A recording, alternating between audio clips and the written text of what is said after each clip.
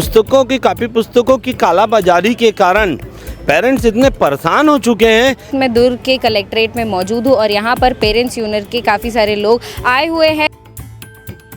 इनसे बचा लो स्कूल वालों से, ये निजी स्कूल वाले हमारा गला दबा के कहीं हमारी जेब कटिंग ना कर दें। निजी स्कूल में जाकर अपने बच्चों को पढ़ाना करना तो उसको तो ब्लैकमेल करने की कोशिश किया जा रहा है। KG to KG1 उसकी ही फीस 2 लाख 2.5 लाख रुपए हो गई है, उसको लेकर क्या कुछ कहना चाहेंगे? 1 साल बाद ड्रेस कोड चेंज कर दिया जाता है, तो भाई एम्ब्रॉयडरी तो चेंज करते हो। हम नो लॉस नो प्रॉफिट में काम करेंगे। फिर जैसा इनका स्कूल शुरू हो जाता है बढ़िया बढ़िया होर्डिंग लगाते हैं, फिर सारे होर्डिंग के पैसे इसके पैसे आपका सर और पेरेंट्स का जूता, वो दिन भी आने में दूर नहीं है ना। क्या आप भी एक पेरेंट हैं और परेशान हैं अभी के एजुकेशन सिस्टम से, बच्चों की आए दिन बदलते सिलेबस से और बदलती किताबों से? नमस्कार आप सभी को, आप देख रहे हैं KP न्यूज़। इस वक्त मैं दुर्ग के कलेक्ट्रेट में मौजूद हूँ और यहाँ पर पेरेंट्स यूनियन के काफ़ी सारे लोग आए हुए हैं जिनसे हम बातचीत करेंगे कलेक्टर को ज्ञापन सौंपने के लिए। और वो किस चीज़ को लेकर कलेक्टर को ज्ञापन सौंपेंगे, आइए चलिए उनसे बातचीत करते हैं और देखते हैं कि क्या कुछ पूरा मामला है। और आज कलेक्ट्रेट में ज्ञापन सौंपने के लिए यहाँ पर अमित कुमार जैन जी और पेरेंट्स यूनियन के काफ़ी सारे लोग आए हुए थे, इनसे बातचीत करते। तो सर, आखिर किस चीज़ का ज्ञापन सौंपा आप लोगों ने? हम लोगों ने पुस्तकों की कापी पुस्तकों की कालाबाजारी के कारण पेरेंट्स इतने परेशान हो चुके हैं कि पेरेंट्स को एकत्रित होकर पहले तो आवाज़ उठानी पड़ी, आवाज़ उठाने का एकत्रित होना पड़ा। और यहाँ पर गर्मी में धूप में सब AC में बंद कमरे में रहने वाले पेरेंट्स हैं लगभग, वो लोगों को आज सड़क में आकर ज्ञापन दे के मांग करना पड़ रहा है कि भैया इनसे बचा लो स्कूल वालों से, ये निजी स्कूल वाले हमारा गला दबा के कहीं हमारी जेब कटिंग ना कर दें। ये तो माहौल बन गया है। तो ये जो कालाबाजारी जो चल रही है निजी स्कूलों द्वारा, उसे बंद करने के लिए आज हम लोगों ने जिलाधीश जी को ज्ञापन दिया है और सारी मांगों को हमने रखा कि कम से कम जो 2026-27 में अभी जो सिलेबस लागू किया गया है, जिस प्रकाशक की पुस्तकें लागू की गई है, कम से कम 5 साल उस पुस्तकों को ना बदला जाए। जब वो 5 साल पुस्तकें नहीं बदलेगी तो जैसे आप पढ़े, हम पढ़े, मेरी बड़े भाई की पुस्तक मैं पढ़ा, मेरे भाई की वो, तो 5 साल नहीं बदलेगी तो हम लोग वापस वो दिन देख पाएंगे। और जो आज पुस्तकें रद्दी हो जा रही है, 4-4, 5-5 हज़ार, 6-6 हज़ार की पुस्तकों का सेट रद्दी हो जा रही है, वो रद्दी होने से बचेगा, पर्यावरण को भी काफ़ी मदद मिलेगी। दूसरी मांग सेम ड्रेस में भी होता है, हर 1 साल बाद ड्रेस कोड चेंज कर दिया जाता है, तो भाई एम्ब्रॉयडरी तो चेंज करते हो, कौन सा ड्रेस क्या बदल गया? और यहाँ तक कि वो आजकल तो सप्ताह में 2-3 ड्रेस का फैशन ले आए हैं। लगता है कि क्या वो मीना बाजार रंगोली वाला कार्यक्रम चल रहा है जी। हर हफ्ते में नया नया कपड़ा, गुरुवार को पीला कपड़ा, शुक्रवार को नीला कपड़ा। क्या है, मजाक बना दिए हो? अरे पढ़ा रहे हो यार, पढ़ाओ, मत मजबूर करो कि पेरेंट्स ना आक्रामक हो जाए। आज शांति से जिलाधीश जी के पास आए, कल आपके पास आएंगे तो शांत नहीं रहेंगे, जुत्तम सर चलेगा।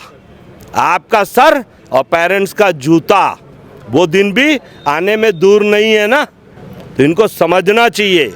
और हमारी तीसरी मांग ये रही कि जब भी आप 5 साल बाद, अगर मान लीजिए वो लिस्ट को 5 साल वाली मांग हमारी पूरी हो जाती है, 5 साल बाद अगर आपको नए प्रकाशक, नया वर्जन आ गया है, नए प्रकाशक की ज़रूरत है कि बुक अपडेट करना है, चेंज करना है, तो कम से कम 3 महीना पहले आप लिस्ट बनाइए, जिला शिक्षा अधिकारी से अप्रूवल कराइए और अप्रूव्ड लिस्ट को 3 महीना पहले हर निजी स्कूल के नोटिस बोर्ड पे वो लिस्ट चस्पा होनी चाहिए और उनके वेबसाइट पोर्टल पे अपलोड किया जाना चाहिए। 3 महीना पहले जिस दिन लिस्ट लग गई, आज 5 दुकान में पुस्तकें मिलती है, 500 दुकानों में मिलेगी, और जिस दिन 500 दुकानों में मिलेगी, इस दिन एक छत्र राज जिनका ख़त्म हो जाएगा, कमीशन का धंधा ख़त्म हो जाएगा। आप लोगों ने अपना ज्ञापन सौंपा, तो सामने से कलेक्टर साहब का क्या कुछ जवाब आया, क्या कुछ उन्होंने कहा? कलेक्टर साहब ने अपना भरपूर प्रयास करने का इसमें हम लोगों को आश्वासन दिया है कि हम भी एक पेरेंट्स हैं, सभी पेरेंट्स हैं। आपके यहाँ भी पत्रकार जगत में आपकी शादी नहीं, बात अलग है, लेकिन आप भी जिस मीडिया में सारे आपके फ्रेंड्स सब पेरेंट्स हैं, तो हर व्यक्ति परेशान है जी।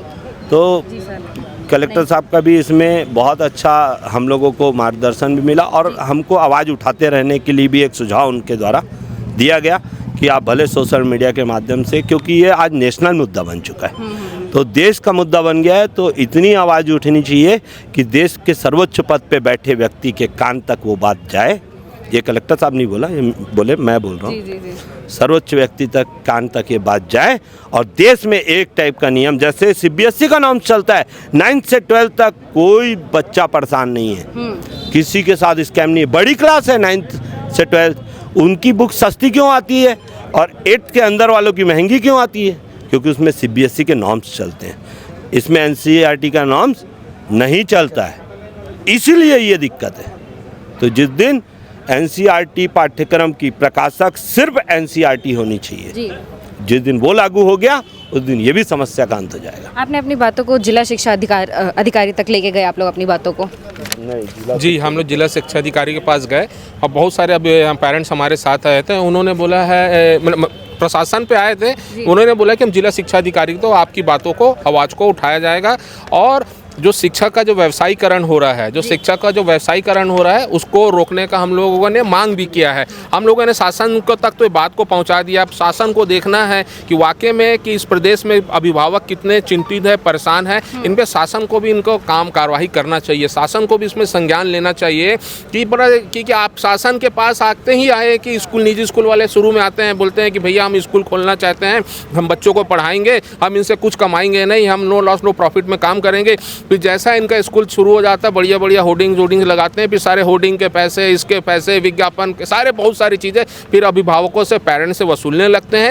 ये बहुत ही निंदनीय बात है। इनके खिलाफ तो मैं तो मांग करता हूँ, इनके हर सालाना इनके ऑडिट की जांच होना चाहिए कि आप स्कूल में कितना प्रॉफिट कमाए हैं, कितना अगर जो प्रॉफिट कमाया है उसको रख के वापस गरीब बच्चा को जो आरटीई का जो दायरा उसको और बढ़ाना चाहिए, क्योंकि शिक्षा ऐसी चीज़ है जो शिक्षा में व्यवसायीकरण नहीं होना चाहिए। शिक्षा में समान शिक्षा सबको मिले, चाहे सब बच्चा रहे। और एक तरीके से आप देखें, अगर कि कोई अपने बच्चे का स्टैंडर्ड हाई करने के लिए अगर निजी स्कूल में जाता है, निजी स्कूल में जाकर अपने बच्चों को पढ़ाना करना, तो उसको तो ब्लैकमेल करने की कोशिश किया जा रहा है कि आपको ये सिलेबस का ये बुक मिल रहा है, आप यहीं से खरीदिए। उसके बाद वो खरीदता है। स्वाभाविक है, किसी के 2 बच्चे होते हैं, 3 बच्चे होते हैं, जब उसके घर की उसी दूसरी सेकंड बेटी है और कोई भाई अगर उसी क्लास में जाता है 8 में, वो 8 से उसका भाई 9 में चले गया, तो सेम वो तक नहीं खरीद सकता वो हाँ चेंज करना। तो इससे सीधा सीधा समझ आ रहा है कि ये ब्लैकमेलिंग है और व्यवसायीकरण है। इसमें शासन को, प्रशासन को स्वतः संज्ञान लेके इस सब उसको रोकना चाहिए। इस समय काफ़ी सारे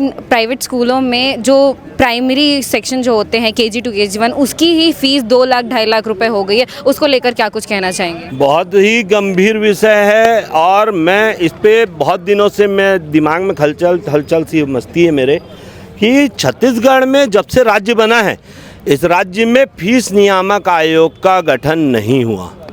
क्यों नहीं हुआ मैं नहीं जानता, इसलिए बहुत ज़्यादा इस पे नहीं बोलूँगा, लेकिन ये मांग जरूर करूँगा कि फीस नियामक आयोग का गठन किया जाना चाहिए, जिससे कि प्राइवेट स्कूल वालों के ऊपर कम से कम फीस की स्ट्रक्चर क्या होना है, कैसे बढ़ाना है, कितना लेना है, तो वो एक तय तो हो। इसके लिए फीस नियामक आयोग का गठन बहुत आवश्यक है, अति आवश्यक है। हाँ, आपके न्यूज़ चैनल के माध्यम से मैं जिला शिक्षा अधिकारी जी का आज आभार भी व्यक्त करता हूं, क्योंकि मैं ज्ञापन देने नहीं गया था, लेकिन मेरी मांगे मैंने जो सोशल मीडिया पे की थी, उस मांग को स्वतः संज्ञान लेके जिला शिक्षा अधिकारी ने जिन्हें जो आदेश दिया, बड़ा ही अच्छा मुझे लगा। और प्रशासन की इस तत्परता से हम सभी पेरेंट्स उनके लिए धन्यवाद भी ज्ञापित करते हैं और आगे भी आपसे उम्मीद करते हैं कि इनके ऊपर कठोर से कठोर कार्रवाई आपके द्वारा किया जाएगा। तो जैसा कि आपने देखा, हमने पेरेंट्स यूनियन के लोगों से बातचीत की और उन्होंने हमें बताया कि कैसे वो परेशान हैं अभी के एजुकेशन सिस्टम से, बच्चों की बदलते किताबें और सिलेबस से और बच्चों की बदलती यूनिफॉर्म से, जिसका सीधा सीधा असर पेरेंट्स की जेब में पड़ता है। और इसके साथ ही पेरेंट्स यूनियन ने सीधा सीधा ये आरोप लगाया कि कैसे आजकल के निजी स्कूल इन सारी चीज़ों को लेकर सिर्फ एक धंधा चला रहे हैं। इन सारी चीज़ों को लेकर आप क्या कुछ कहना चाहेंगे, हमें कमेंट करके बताना ना भूलें। और ऐसी दुर्ग भिलाई की खबरों को देखने के लिए KP न्यूज़ को सब्सक्राइब ज़रूर कर लीजिए। लेकिन अब देखना ये होगा कि आखिर ये ज्ञापन सौंपने के बाद भी कुछ बदलाव आते हैं या नहीं। बहुत बहुत शुक्रिया।